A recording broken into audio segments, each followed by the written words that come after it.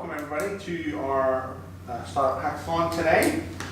This is our first one, but I think it'll be good. Hopefully you guys will get tons of value from it.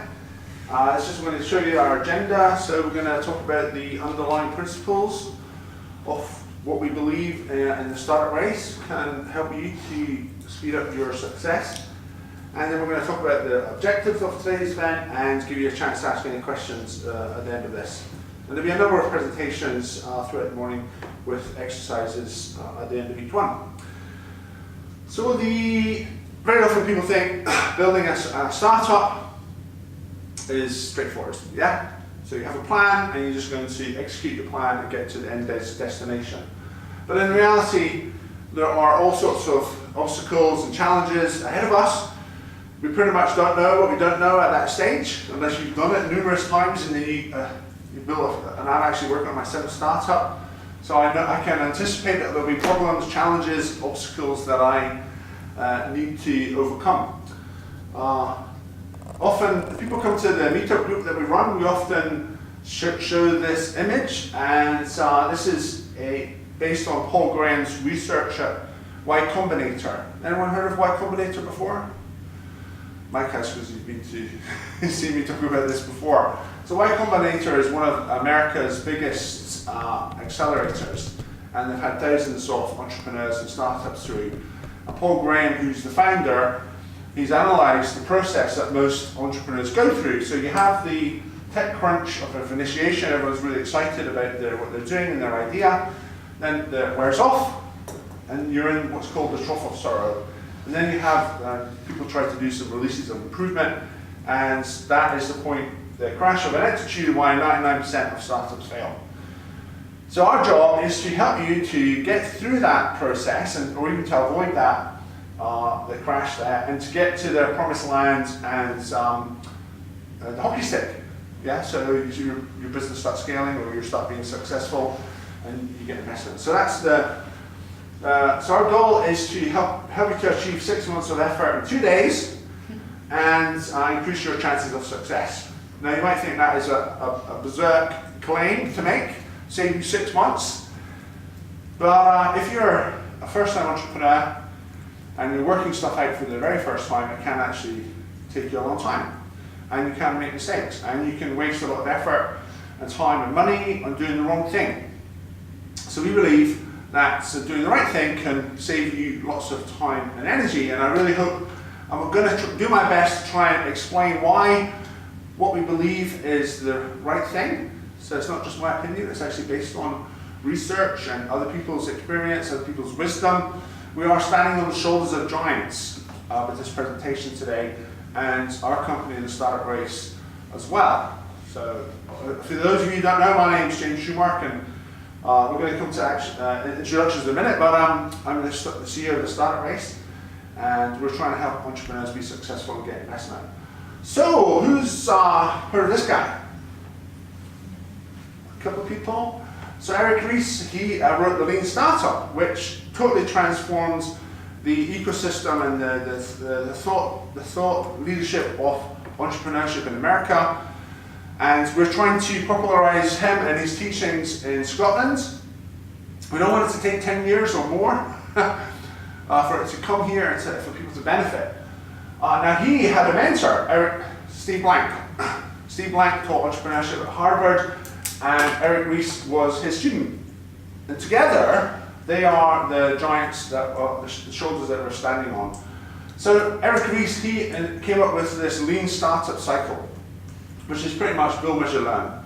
Eric Ries, in his book, The Lean Startup, talks about how he spent 6 months writing code, only to find out that it was no good, and he had to throw it all away. And he thought, oh, depressing thought, I could have spent the 6 months on the beach, instead of in front of my computer writing all this code. And then his third thought was, well, I guess I had learned the lesson, now I know what to do. And then his fourth thought was, oh my goodness, maybe I could have learned this sooner rather than later, and this is the lesson I want you all to learn. Steve Blank, he came up with this idea called the investment readiness level. So pretty much as you complete each of these different steps, you become ready for investment, or you become market ready. So this is the teaching that he suggests. So you have complete first pass of the canvas, market size competitive analysis, problem solution validation, prototype low fidelity MVP, validate product market fit, validate right side of the canvas, prototype high fidelity MVP, validate left side of the canvas, validate metrics that matter. Now this, a lot of you probably won't know what he's talking about there. So we've tried to make it a little bit easier to understand. And the reason why perhaps you should consider what we're saying, so Mike, he started 3 or more startups in America, is that right? And former Silicon Valley VC, right? And entrepreneurship professor at the University of Edinburgh for 7 years, and taught business at Cornell University for 15 years. So Mike knows a thing or two. And as I said before, this year the startup race, and I've worked on 7 startups, wasted 2 years of my life on one of them, and that's why one of the reasons why we're doing this whole thing, to try and save other people from wasting time and be successful and change the world.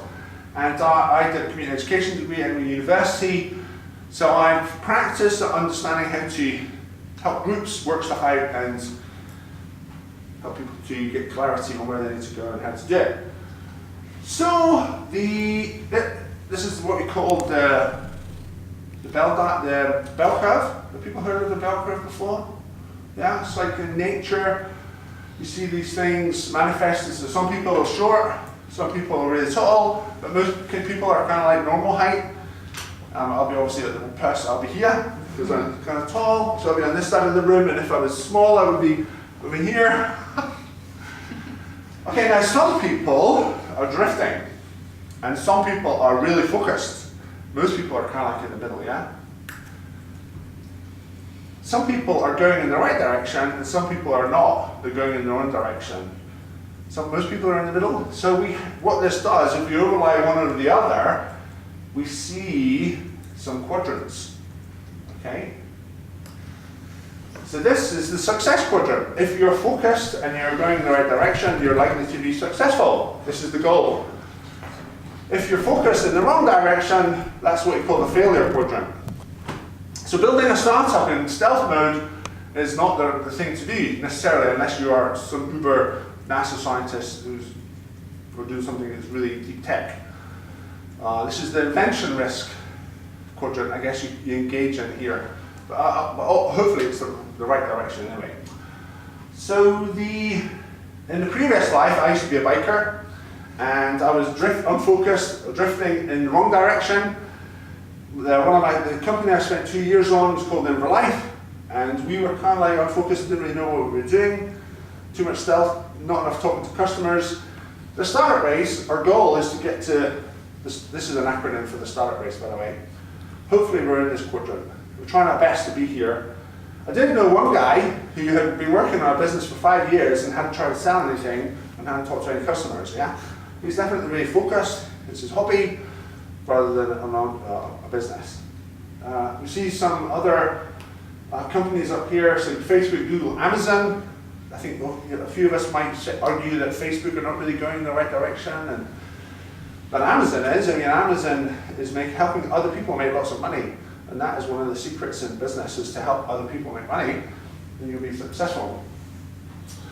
Okay, so if you're going to start a business, there are lots and lots of things that you need to do. And where do you begin? It's so overwhelming. And I ran a meetup group, and this young entrepreneur asked me, how can we gamify the startup process so we don't have to work our way through the boring list of tasks, one task after another, and of course not all tasks are equal. So I started thinking, well, how do you gamify the startup process? What is the correct thing to do? And I discovered this quote, and this is what I really believe is what I need to have in my life. So, the weakest living creature, by concentrating his powers on a single object, can accomplish something. A snail. Yeah, or that's something very simple. The strongest, by dispensing his or hers over many, may fail to accomplish anything. It's a Thomas Carlyle quote.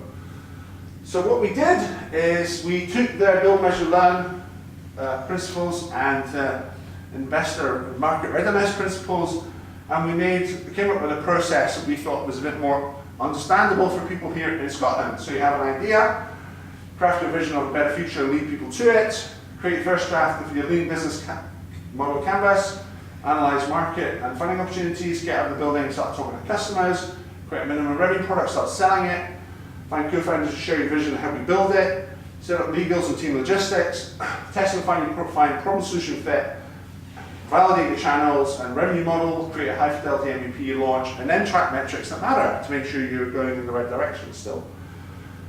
Okay, is that all very simple and straightforward, or do some people have any questions? Wow, I must have done a really good job then.